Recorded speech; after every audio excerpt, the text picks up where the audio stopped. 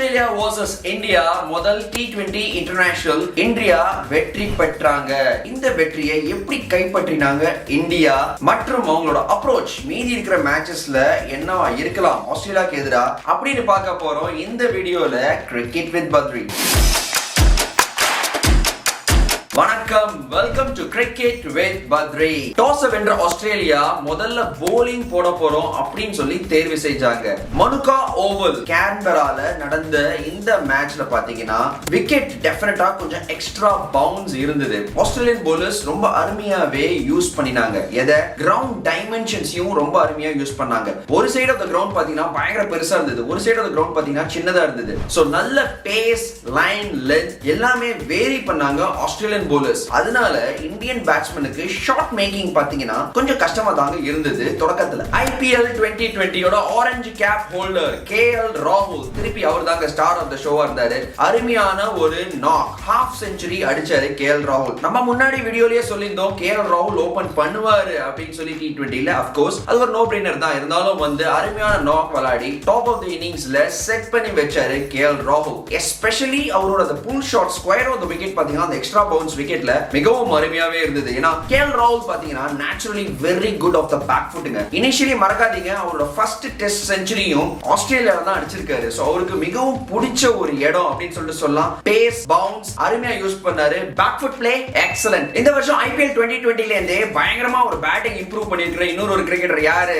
ரவீந்திர ஜடேஜா கலக்கிட்டு இருக்காரு இந்த வருஷம். போலிங் அவர் அருமையாவே போட்டு ஃபீல்டிங்கும் அருமையான ஃபீல்டர் நமக்கு எல்லாம் தெரியும். பட் இந்த வருஷம் அவரோட பேட்டிங் நிஜமாவே ஒரு ரெவலேஷனா தாங்க இருந்திருக்கு. இந்த மேட்ச்லயும் பாத்தீங்கன்னா அவர் கடைசியில ஒரு சூப்பர்பான நாக் ஆடினாருங்க. ஓவர் 200 ஸ்ட்ரைக் ரேட்ல ஆடி கடைசியில 44 ரன்ஸ் வெறும் பாத்தீங்கன்னா ஒரு 20 சொச்ச பந்துல அடிச்சு செமையா ஆடினாரு. ஒன்ஸ் அகைன் அவரும் பாத்தீங்கன்னா இன்டெலிஜென்ட்டா விளையாடினாரு. பெரிய சைடு ஆஃப் தி கிரவுண்ட் அவ்வளவா அடிக்க பார்க்கலங்க. சின்ன சைடு எதுவோ அதுவே டார்கெட் பண்ணி கரெக்டா அடிச்சாருங்க. மிச்ச இந்தியன் பேட்ஸ்மேன் எல்லாம் சொதப்பின போதும், inclusive of Virat Kohli, inclusive of Shikhar Dhawan, Manish Pandey இவங்க எல்லாருமே அவுட் ஆனாங்க. பட் ரவீந்திர ஜடேஜா கடைசி மட்டும் தனியா நின்னு ஒரு ரெஸ்பெக்டபிள் டோட்டல் 161 இந்தியா போடுறதுக்கு காரணமா இருந்தார். ஒரு ஸ்ட்ரேஞ்ச் இன்சிடென்ட் இந்த மேட்ச்ல நடந்ததுங்க. என்னன்னு பாத்தீங்கன்னா ரவீந்திர ஜடேஜா நொண்டின்னு இருந்தாருங்க விளையாடும் போது பேட்டிங்ல. பட் அவருக்கு பாத்தீங்கன்னா ஒரு பவுன்சர்லயும் தலையில அடிபட்டதுங்க. அதனால காரணத்துல பாத்தீங்கன்னா கன்கஷன் சப்ஸ்டிடியூட் அப்படிங்கறத யூஸ் பண்ணினாங்க. இப்போ வந்து ரூல்ஸ் என்னன்னு பாத்தீங்கன்னா தலையில எப்போ பால் அடிபட்டாலும் அந்த டீம் வந்து கன்கஷன் சப்ஸ்டிடியூட்டுக்கு ஆஃப் பண்ணலாம். அதுதான் பண்ணாங்க இந்தியா. மேட்ச் ரெஃபரி டேவிட் பூன் அவரால ரெஃப்யூஸ் பண்ண முடியாது. சோ இது பாத்தீங்கன்னா ஏன் ஸ்ட்ரேஞ்ச் அப்படின்னு தெரியுதுன்னா முன்னாடியே ரவீந்திர ஜடேஜா கொஞ்சம் நொண்டிந்ததுனால எல்லாருக்கும் கொஞ்சம் டவுட் வந்துங்க. சோ கன்கஷன் சப்ஸ்டிடியூட் யாரு அப்படின்னு பாத்தீங்கன்னா யுஸ்வேந்திர செஹல். அவர் தான் பாத்தீங்கன்னா வந்தாரு. முந்தின வீடியோல நான் வந்து சொல்லியிருந்தேன் செஹல் தான் விளையாடணும் அப்படின்னு சொல்லி. இதாங்க ஒரு விதி அப்படின்னு சொல்றது. யுஸ்வேந்திர செஹல் விளையாடினார் இந்த மேட்ச்ல. மிகவும் அருமையாவே போட்டாருங்க. இன்ஃபேக்ட் ஒரு ஸ்டார் பெர்ஃபார்மரா இருந்தாரு இந்திய அணிக்கு. விக்கெட்ஸ் எடுத்து கொடுத்தாரு. அவரோட ஸ்லோ போலிங் அந்த ரிஸ்ட் ஸ்பின்னர் ஆஸ்திரேலியன் அந்த விக்கெட்ஸ்ல பாத்தீங்கன்னா இந்த ரிஸ்ட் ஸ்பின்னர் எப்போதுமே அந்த குக்கபுரா பால்ல கொஞ்சம் எக்ஸ்ட்ரா ஸ்பின் கொடுக்க முடியுங்க. அதுதாங்க பண்ணாரு யுஸ்வேந்திர செஹல். கன்கஷன் சப்ஸ்டிடியூட்டா வந்து அவரோட பேரை இந்த மேட்ச்ல பதிச்சிட்டாரு. இந்தியன் பேட்டிங் KL ராகுல் மற்றும் சஞ்சு சாம்சன் மிகவும் அருமையா விளையாடிட்டு இருந்தாங்க. பட் அங்க இருந்து பாத்தீங்கன்னா டக்குனு ஒரு சரிவுங்க. 85 for 2 ல இருந்து திடீர்னு 99 for 5 அதுக்கப்புறம் 114 for 6 அப்படிங்கிற மாதிரி ஒரு திடீர் சரிவு இந்திய அணிக்கு கிடைச்சதுங்க. அப்பதாங்க ரவீந்திர ஜடேஜா பேட்டிங் குள்ள வந்தார். இது மட்டும் இந்த இந்தியா vs ஆஸ்திரேலியா சீரீஸ்ல பாத்தீங்கன்னா இந்தியன் bowlers கொஞ்சம் சொதப்பி இருக்காங்க. அதான் சரியாவே பெர்ஃபார்ம் பண்ணல. பட் முதல் T20 இன்டர்நேஷனல் வின் பண்ணி கொடுத்தது இந்தியாக்கு பாத்தீங்கன்னா bowlers தாங்க.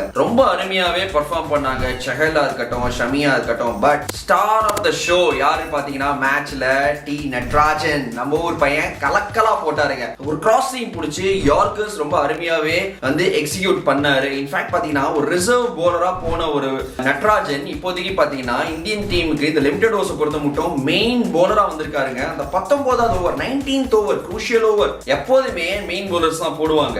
அவரு வந்து போட்டாருங்க. இன்ஃபேக்ட் ஜஸ்பிரீத் பும்ரா அவர் இல்லாத ஒரு பெரிய ஒரு கேப்பை பாத்தீங்கன்னா அருமையா ஃபில் பண்ணாருங்க டி நட்ராஜன். சோ என்ன பொறுத்த மட்டும் ஸ்டார் ஆஃப் த ஷோ அந்த ஃபர்ஸ்ட் T20 இன்டர்நேஷனல் வின்ல பாத்தீங்கன்னா நட்ராஜன் 3 விக்கெட்ஸ் எடுத்தாரு. 3 for 30 of 4 overs. மிகவும் அருமையான பெர்ஃபார்மன்ஸ். போக போக பாத்தீங்கன்னா ஒரு மெயின் பவுலர், இன்ஃபேக்ட் டெத்ல வந்து இவர்தான் அப்படிங்கிற மாதிரி அவரோட பேரை பதிச்சிருக்காரு. மனுகா ஓவல் கேன்பரா மிகவும் அருமையாவே இருந்திருக்கு இந்திய அணியில. இங்க ஒரு ODI விளையாடி இருக்காங்க, ஒரு T20 விளையாடி இருக்காங்க. ரெண்டுமே வெற்றிகள். பட் இப்ப ஆரம்பிக்குது கஷ்டகாலம். ஏன்னா சிட்னி கிரிக்கெட் கிரவுண்ட்ல தான் நடக்க போகுது மீதி இருக்கிற 2 T20 இன்டர்நேஷனல். இந்தியா அங்க போறாங்க. சோ அங்க வந்து இந்தியா இது மட்டும் மேட்சே ஜெயிக்கலங்க. ரொம்ப ஹை ஸ்கோரிங்கா இருந்திருக்கு. பவுலர்ஸ் திணறி இருக்காங்க. சோ பொறுத்திருந்து பார்ப்போம் இந்தியா அவங்க பண்ண மிஸ்டேக்ஸ் எல்லாம் கரெக்ட் பண்ணுவாங்களா, திருப்பி வந்து நல்லா பெர்ஃபார்ம் பண்ணுவாங்களா மீதி இருக்கிற மேட்ச்ல. Sydney waiting for India. Cricket with பத்ரியில பாத்தீங்கன்னா எக்கச்சக்க கிவ் அவேஸ் உங்களுக்காக காத்துட்டு இருக்கு. கிரிக்கெட் பேட்ஸ், கிரிக்கெட் கேப்ஸ் உங்களுக்காக வெயிட்டிங். இதுல நீங்க எப்படி என்ரோல் பண்ணணும் அப்படின்னு பாத்தீங்கன்னா எங்களோட யூடியூப்ல இருக்கிற டிஸ்கிரிப்ஷன்ல போய் இருக்கிற இன்ஸ்டாகிராம் மற்றும் ஃபேஸ்புக்கை நீங்க ஃபாலோ பண்ணீங்கனாலே ஆட்டோமேட்டிக்கா யூ வில் என்ரோல் யுவர்செல்ஸ். உங்களுக்கு இந்த மாதிரி கிரிக்கெட் பேட் மற்றும் கிரிக்கெட் கேப்கள் வெல்றதுக்கான வாய்ப்பு இருக்குங்க. வின்னர்ஸ்க்கு நாங்களே வந்து கிரிக்கெட் பேட் இந்த கேப்ஸ் உங்களுக்கு அமுச்சு வச்சிடுவோங்க. பட் ஒரே ஒரு கண்டிஷன் தாங்க இருக்கு. இதுல நீங்க என்ரோல் பண்ணனும்னா நீங்க வந்து இந்தியால இருக்கணும். இந்தியால எங்க இருந்தாலும் நீங்க வந்து என்ரோல் பண்ணலாம். எங்களை நீங்க ஃபாலோ பண்ணீங்கன்னா ஆட்டோமேட்டிக்லி நெக்ஸ்ட் 1 மந்த்ல உங்களுக்கு இந்த கிவ் அவேஸ் இங்க ஜெயிச்சீங்கன்னா வந்து சேரும். இந்த வீடியோ உங்களுக்கு பிடிச்சிருந்ததுன்னா லைக் பண்ணுங்க, ஷேர் பண்ணுங்க, மறக்காம சப்ஸ்கிரைப் பண்ணுங்க. அது மட்டும் இல்லாம அந்த பெல் ஐகானை அமுத்த மறந்துடாதீங்க. நாங்க என்ன வீடியோ போட்டாலும் உங்களுக்கு இமீடியட்டா ஒரு நோட்டிபிகேஷன் வரும்.